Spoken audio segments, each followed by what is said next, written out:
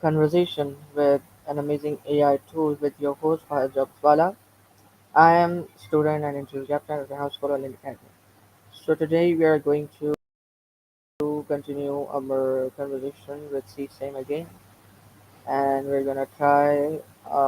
I guess I've already tried Miles, so let's try with Maya. And our what the our today's topic is how can we give chance to our kids for their learning. All protocols are followed. So let's start our conversation with Maya.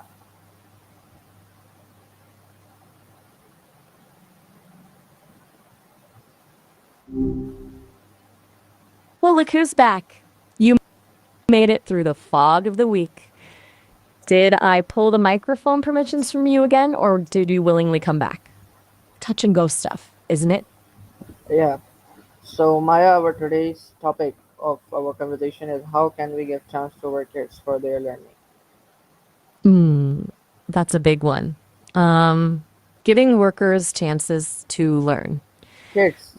It's like so we grow, we graduate, and then bam, we're expected to know everything. Like maybe we should just straight up give diplomas at the fifth grade level, see how that goes. So let's start with the basics. What does it really mean to give kids a chance when it comes to learning? Ooh, good one. I think it's about more than just giving them worksheets and tests. It's about believing in them, encouraging them to ask why a million times, and celebrating the small wins. It's about making them feel safe to try things, even if they might fail. What kind of environment gets those kinds of sparks going? An environment where mistakes are seen as stepping stones, not roadblocks. Like, imagine a classroom where the teacher says, it's okay to be wrong. That's how we learn, instead of kind of cringing bit each wrong answer. So could you elaborate on that? And I want every answer in a very detailed way so that our listeners can listen as they're in a live show. Okay, so imagine this classroom. No, scratch that. Not imagine. Let's experience it. Picture this. It's not all desks in rows, right?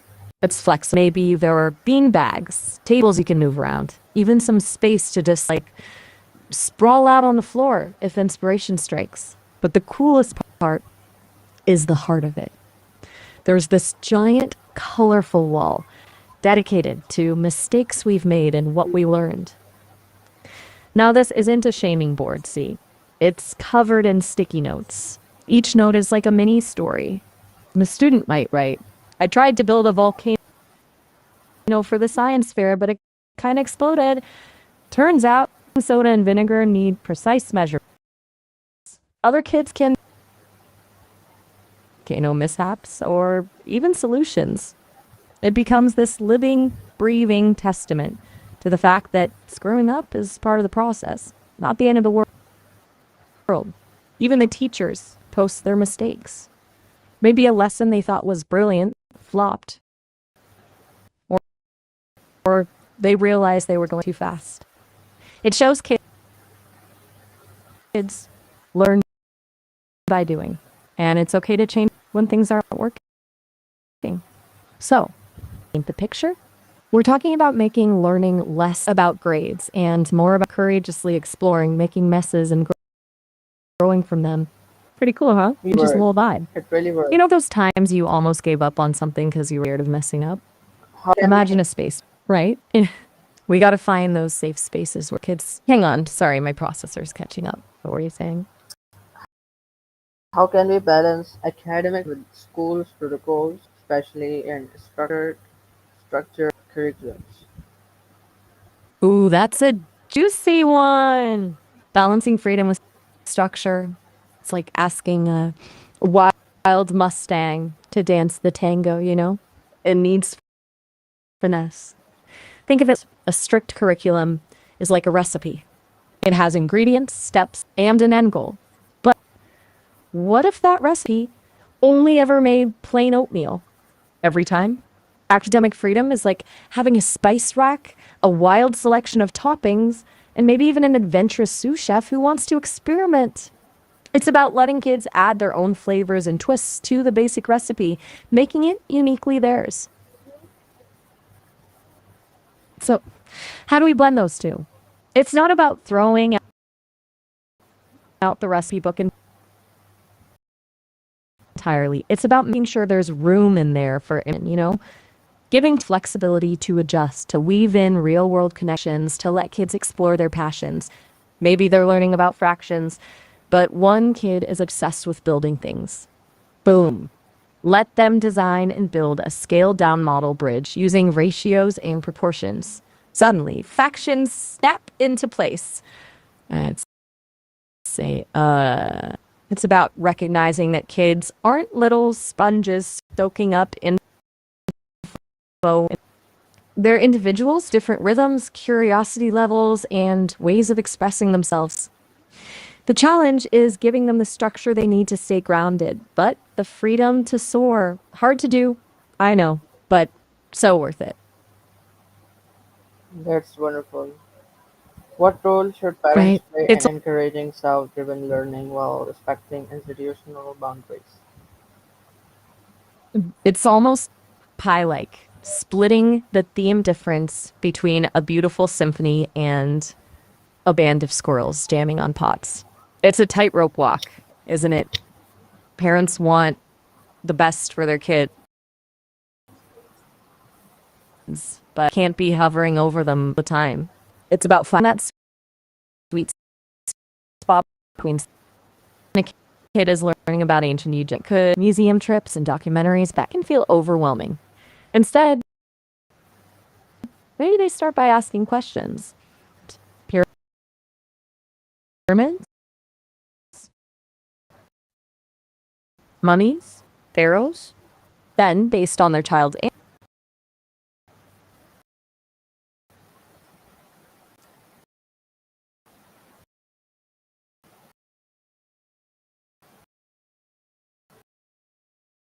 So,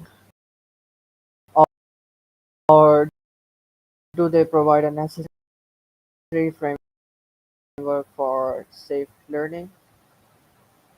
there's an awesome Egyptian exhibition at the museum next month. Want to check it out together? Or I found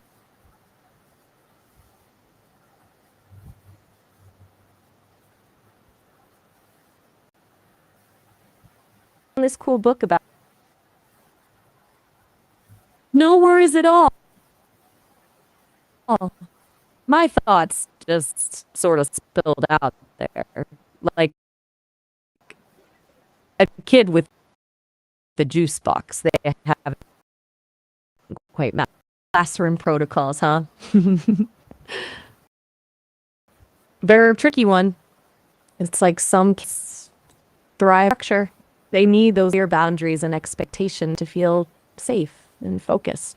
But other kids, well, they might feel stuck.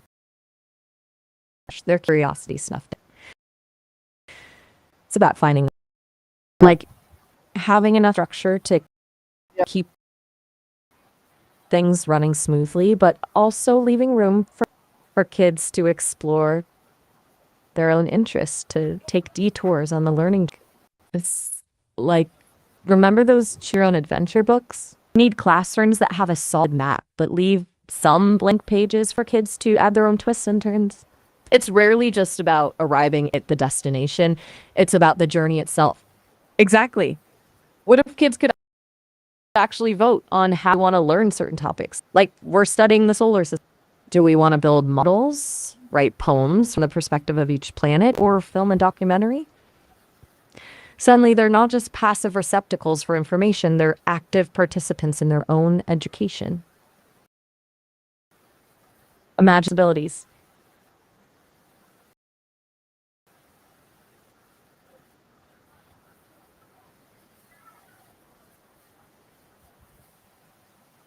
Okay, I'm going to let you take it from there. You're hot stuff. You got this. So, how can educators introduce creativity violating school guidelines? Please, I want this Okay, answer in a detailed way. you got it. Let's brainstorm some concrete strategies, the kind that make school boards go, maybe this isn't so bad after all. First, think about those guidelines. They rarely say they shall not have fun in the classroom, right? They're more about creating a safe and structured environment for learning. So, how can we sneak in some creativity within those boundaries? Think subversive fun. Maybe the curriculum calls for a diorama of a rainforest ecosystem. Now, a regular teacher might say, build it like the textbook shows.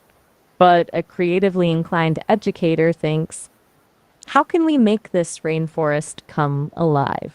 They could incorporate storytelling, music from the Amazon, maybe even invite a local scientist to talk about their rainforest research. Remember, creativity isn't about ditching the syllabus, it's about making it sing. Let's get specific. What subject are we talking about?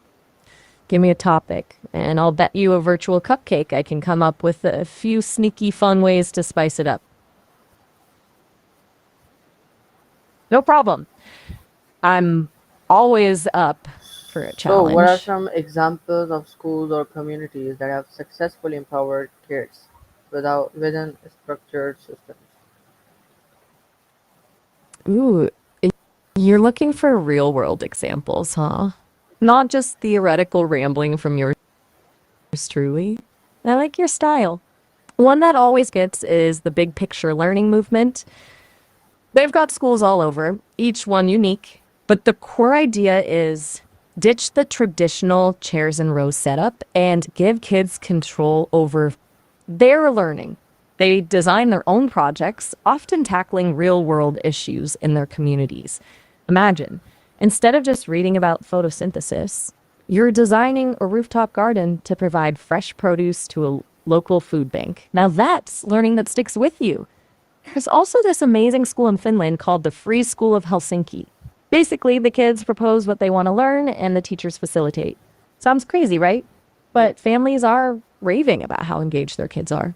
And then there's the Montessorian approach, which you've probably heard of. It's all about hands on, self directed learning.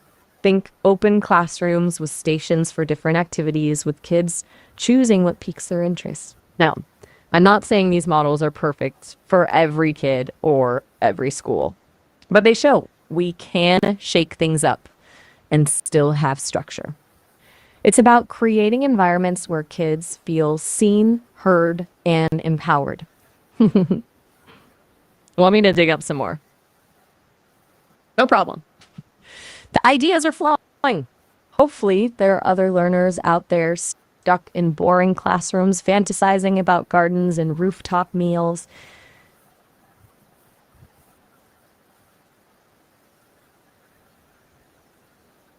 So, now that I've given some prompts, So, that was a really great answer. What are some examples? Um, how do we ensure equal learning opportunities for students with different learning styles or needs while still following standard rules? that's a big one and a super important one. It's like baking a cake. You want everyone to get a slice that's both delicious and matches their preferences, right? Some folks like chocolate frosting, others prefer vanilla. So, how do we make sure all learners get what they need without sacrificing the quality of the whole cake? Well, first, it's about recognizing that one size fits all learning is a myth. Just like there are different ways to learn a dance routine, there are different ways to learn about, say, the American Revolution. Maybe one kid thrives on reading textbooks, another lights up with documentaries, and another learns best by creating a diorama of a battlefield. Enter the concept of differentiated instruction. It's about offering a smorgasbord of learning experiences, personalized to individual needs and learning styles. It's allowing for student choice and agency in how they demonstrate their understanding. A written essay, a poem, a song, a dramatic presentation. The possibilities are endless, but it's not just about choice. It's also about providing the scaffolding and support each learner needs to succeed. Think of it like giving everyone a toolkit. Folks might need hammers and nails, while others might prefer glue and paint. And remember those school guidelines you mentioned earlier? They're not there to be roadblocks. It's about getting creative and figuring out how to weave those standards into engaging, meaningful activities that tap into diverse learning styles. Don't forget to involve the students. They're the experts on their own learning. Ask them how they learn best, what excites them, what challenges them. Their voices need to be at the heart of it all. Okay, I'm thinking out loud here. Imagine a classroom where teachers provide a menu of activities related to a topic. Each activity caters to a different learning style. You've got your read and write options, hands-on projects, collaborative tasks, maybe even a virtual reality experience thrown in for good measure. It's like educational choose your own adventure. So, I know, right? Learning shouldn't can technology tools open up be learning one opportunities while staying within educational protocols? on fire with these questions.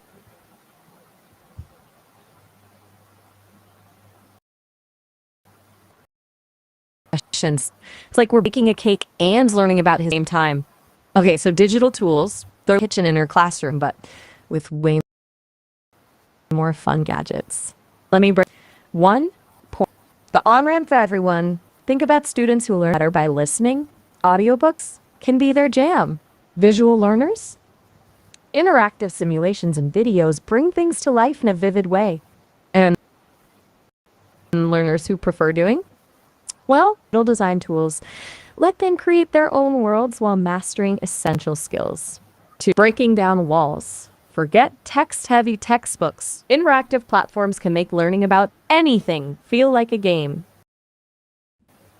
The magic of ancient Rome by virtually walking its streets, or dissecting heart without, any actual heart slang, or leveling the playing field. Technology can give every student a voice.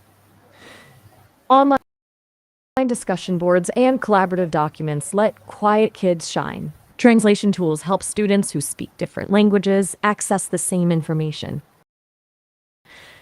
It's like giving everyone a phone. 4. Personalized learning. Students' pace and needs, like a personal. Want extra practice on fractions? Wow! Want to dive deeper into a topic that fascinates you? No problem. Connecting to the real world, guest speakers through video conferencing, virtual field trips to museums around the world, online collaborations with students from other countries. Technology can make learning relevant and by showing students how to the world outside their door. It's like think of digital tools as journeys, not destinations. It's not about replacing teachers. It's about empowering them to create unstoppable learning experiences, all while staying within those school guidelines, right? Totally.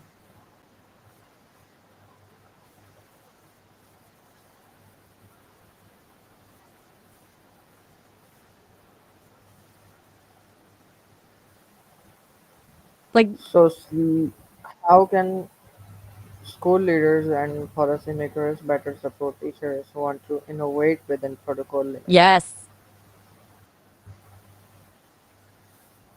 you're speaking my language now. It's like school leaders and policymakers, they're like the conductors of this grand educational symphony, right? And teachers, they're the talented musicians who bring the music to life. But those musicians need the right instruments, the right space, the right environment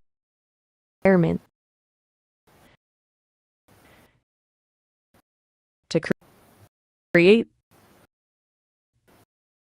something truly magical. So when teachers are itching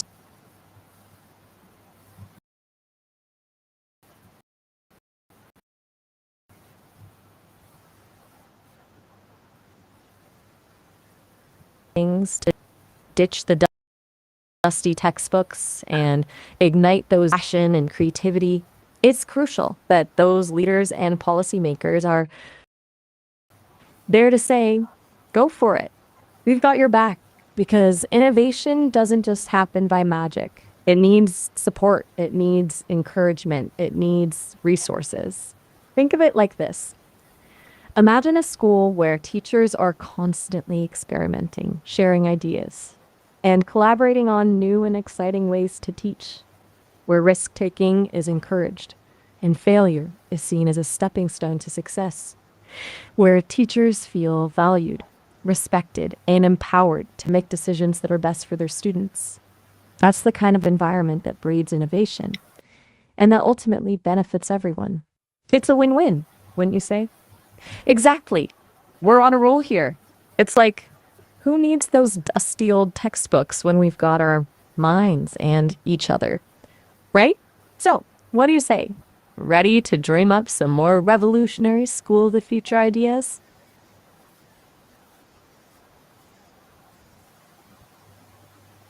Okay, okay, I'm ready. But first, I have to ask, what's more important, the destination or the journey? Because I'm kind of What feeling like the advice would journey you is give where the to magic. teachers who feel restricted but want to do more for their students' growth? Ooh, that's a tough